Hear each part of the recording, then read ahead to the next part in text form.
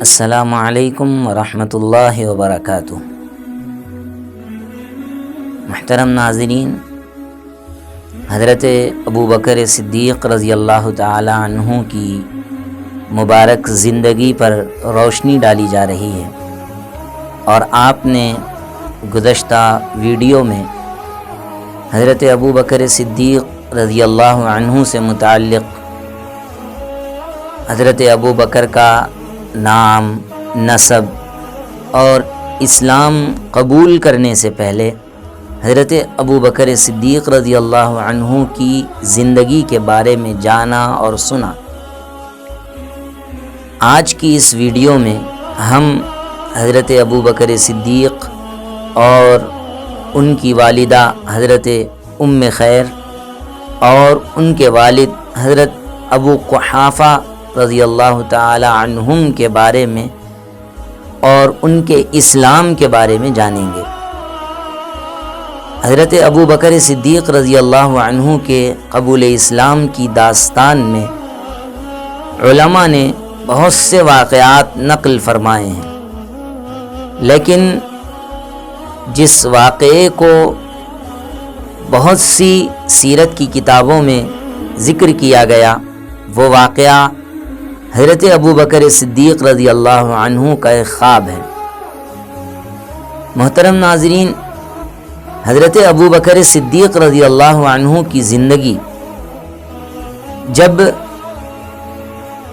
20 سال کی ہوئی اور آپ تجارت کرنے لگے، نبوت سے تقریباً 20 سال قبل حضرت ابوبکر صدیق رضی اللہ عنہ نے خواب دیکھا۔ وہ خواب کیا تھا کہ مکے میں ایک چاند نمودار ہوا، اور آسمان پر چاند نمودار ہونے کے بعد اس کے ٹکڑے ٹکڑے ہو گئے، ایک ایک ٹکڑا مکے کے ہر گھر میں داخل ہوا، ایک ٹکڑا میرے گھر میں بھی داخل ہو گیا۔ پھر اس کے بعد وہ تمام ٹکڑے جو دیگر اور گھروں میں داخل ہوئے تھے سب اپنی اپنی جگہ پہ چلے گئے، واپس پھر چاند اپنی شکل پہ آ گیا۔ حضرت ابوبکر صدیق رضی اللہ عنہ کے گھر میں چاند کا جو ٹکڑا گیا تھا وہیں رہ گیا، اور پھر وہ واپس اس کی شکل میں نہیں گیا۔ صبح پریشانی کے عالم میں اٹھے اور اس خواب کی تعبیر کو جاننے کے لیے ایک یہودی عالم کے پاس پہنچے۔ یہودی علماء سے اس دور میں رجوع ہوتا تھا، ان کے پاس لوگ جا کر اپنے خوابوں کے متعلق پوچھتے تھے۔ حضرت ابوبکر نے بھی ویسا ہی کیا، لیکن حضرت ابوبکر صدیق رضی اللہ تعالی عنہ کو اس یہودی نے پوری بات نہیں بتائی، اور یہ کہا کہ یہ اضغاث اور احلام ہے، یہ بالکل ایسے ہی ایک خواب ہے، اس کی کوئی حقیقت نہیں ہے، اس کو تمہیں جاننے کی ضرورت نہیں ہے، اس کو بھول جاؤ، یہ کہہ کر حضرت ابوبکر کو خاموش بٹھا دیا۔ لیکن حضرت ابوبکر صدیق رضی اللہ عنہ کو تلاش تھی اس کی حقیقت تک پہنچنے کی اور حقیقت تک رسائی کی، ہر ممکن حضرت ابوبکر صدیق رضی اللہ عنہ کوشش کر رہے تھے۔ ایک مدت کے بعد حضرت ابوبکر صدیق رضی اللہ عنہ ملک شام سفر میں تجارت کی غرض سے گئے، اور وہاں تجارت کی غرض سے جانے کے بعد بحیرہ راہب سے ملاقات ہوئی۔ اس راہب سے ملاقات ہونے کے بعد حضرت ابوبکر صدیق سے اس نے پوچھا تم کہاں سے ہو؟ تو حضرت ابوبکر صدیق نے جواب دیا میں مکے سے ہوں۔ پھر حضرت ابوبکر سے اس راہب نے سوال کیا تم کون سے قبیلے سے تعلق رکھتے ہو؟ تو حضرت ابوبکر نے جواب دیا میں قریشی ہوں۔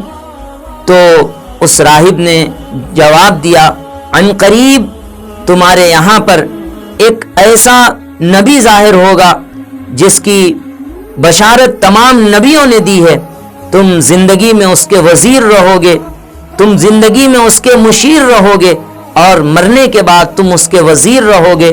یہ کہہ کر حضرت ابوبکر صدیق رضی اللہ تعالی عنہ کو وہ راہب نے پیشن گوئی سنائی۔ حضرت ابوبکر صدیق رضی اللہ عنہ نے اس واقعے کا کبھی اظہار نہیں کیا، اور کبھی کسی کو بتایا نہیں، بس انتظار کرنے لگے اور اس بات کی کوشش کرنے لگے کہ معلوم کروں کون ہے وہ شخص جو نبی بن کر آنے والا ہے اور مجھے کس کی صحبت میسر حاصل ہونی ہے۔